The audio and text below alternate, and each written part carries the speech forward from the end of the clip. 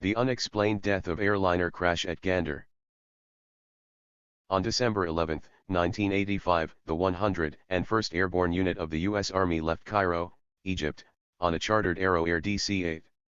They were going home to Fort Campbell, Kentucky, after a 6-month peacekeeping mission in the Sinai. After one stop in Germany, they landed for refueling at the Gander Airport, in Newfoundland, Canada. Just after takeoff, the DC-8 suddenly crashed, killing 248 soldiers. Wreckage was strewn over nearly a quarter mile.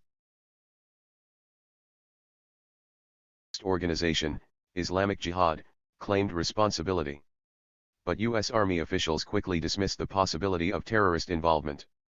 Later, a Canadian board of inquiry stated that ice on the plane's wings had brought it down. The board's 9 members publicly disagreed, insisting that ice didn't cause the crash. Aeronautical engineer Les Filetas was one of the dissenting board members. There was certainly some kind of an explosion. A small explosion that disabled the control system.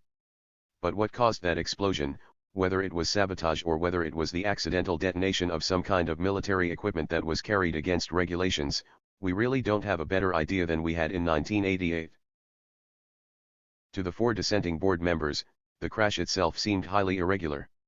Usually, in a takeoff crash, large sections of the plane remain intact, and many passengers can survive. But at Gander, according to Les, the wreckage was extremely fragmented and no one survived. A normal kind of takeoff accident can be quite serious and can involve a fire, but basically, the aircraft isn't completely destroyed. The U.S. government strongly denied that either explosives or ammunition were carried as cargo. However, eyewitness reports from the Cairo airport contradict the government's claim. They say that several large wooden boxes were loaded onto the airplane. Many believe the boxes contained some type of classified weapons. One of the rescue workers, Harvey Day, said he saw 5 wooden boxes at the Gander crash site. I decided to walk down to see what was in this area. And I saw 5 large wooden boxes. They were black, a bit burnt from the fire, and I saw things like missiles, and little metal boxes. They looked like ammunition boxes. And it was all piled up very neatly into this cordoned off area. Day said he also saw an unusual pile of wreckage burning out of control. 2 firefighters were trying to put it out with water, and the minute he took the water away, it just flared back up again. And he said, "We have to do this until it burns out or it cools down to the point where we can remove what's there." Within weeks, Harvey and several other rescue workers began to complain of health problems. The symptoms sounded suspiciously like radiation poisoning.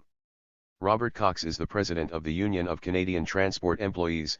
I think we had over 30 members who described some type of malady or sickness as a result of the crash. They range from liver problems to what people thought were heart attacks, and just general illnesses. And this is what was checked out, and it got to be rather scary. Harvey Day said he received some disturbing health news. When the medical reports came in, the receptionist called me.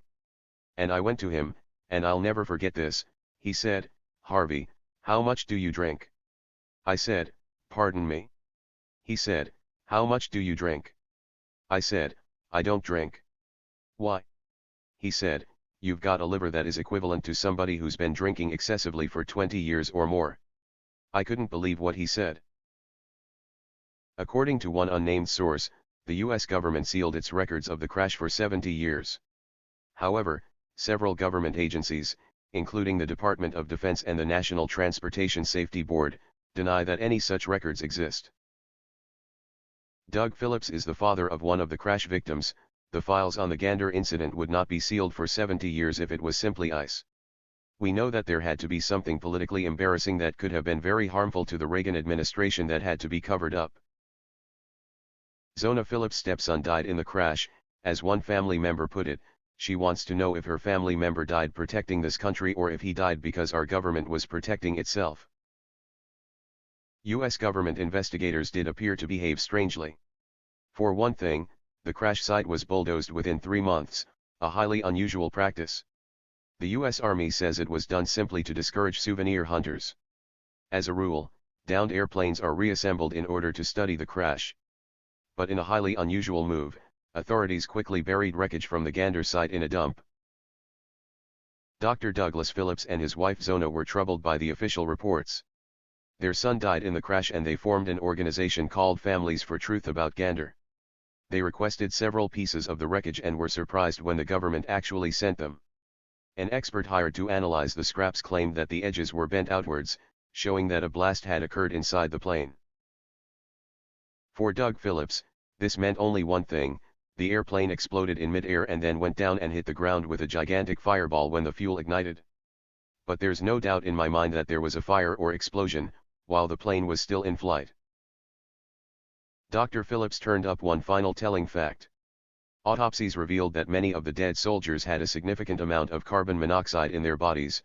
The toxicology report showed that the victims had indeed breathed in carbon monoxide prior to the plane hitting the ground and exploding. This had to be from a detonation, a fire, or explosion on board the craft. In 1990, Congress convened a hearing on the Gander disaster. The committee faulted the government's investigation, but didn't insist on a new one. The families of the soldiers who were killed at Gander have been left to wonder why and how their loved ones really died. Thank you for watching. Like and subscribe.